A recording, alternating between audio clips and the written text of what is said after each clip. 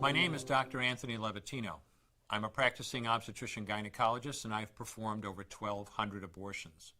Today I'm going to describe a first trimester surgical abortion called suction D&C, dilatation and curettage. This is the most frequently performed abortion and is used typically from 5 to 13 weeks of pregnancy. After administering anesthesia, the abortionist uses a speculum like this. This is placed inside the vagina and opened using this screw on the side, allowing the abortionist to see the cervix, the entrance to the uterus. The cervix acts as a gate that stays closed for the duration of pregnancy, protecting the baby until it is ready for birth. The abortionist uses a series of metal rods called dilators, like these, which increase in thickness, and inserts them into the cervix to dilate it, gaining access to the inside of the uterus where the baby resides. The baby has a heartbeat, fingers, toes, arms, and legs, but its bones are still weak and fragile. The abortionist takes a suction catheter like this one. This is a 14 French suction catheter. It's clear plastic, about 9 inches long, and it has a hole through the center. It is inserted through the cervix into the uterus. The suction machine is then turned on with a force 10 to 20 times more powerful than your household vacuum cleaner.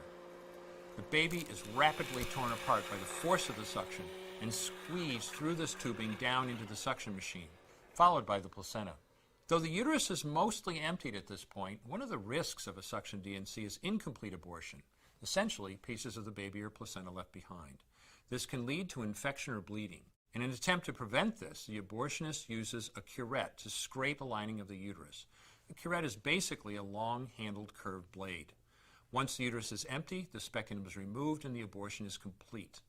The risks of suction D&C include perforation or laceration of the uterus or cervix, potentially damaging intestine, bladder, and nearby blood vessels, hemorrhage, infection, and in rare instances, even death. Future pregnancies are also at a greater risk for loss or premature delivery due to abortion-related trauma and injury to the cervix. As I mentioned at the beginning, I'm Dr. Anthony Levatino, and in the early part of my career as an OBGYN, I performed over 1,200 abortions. One day, after completing one of those abortions, I looked at the remains of a preborn child whose life I had ended, and all I could see was someone's son or daughter.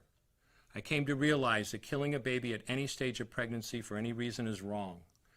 I want you to know today, no matter where you're at or what you've done, you can change. Make a decision today to protect the preborn. Thank you for your time. I will no longer do any more abortions. When you finally figure out that killing a baby that big for money is wrong, that it doesn't take you too long to figure out it doesn't matter if the baby is this big or this big or this big or maybe even this big, it's all the same. And I haven't done any since then and I never will.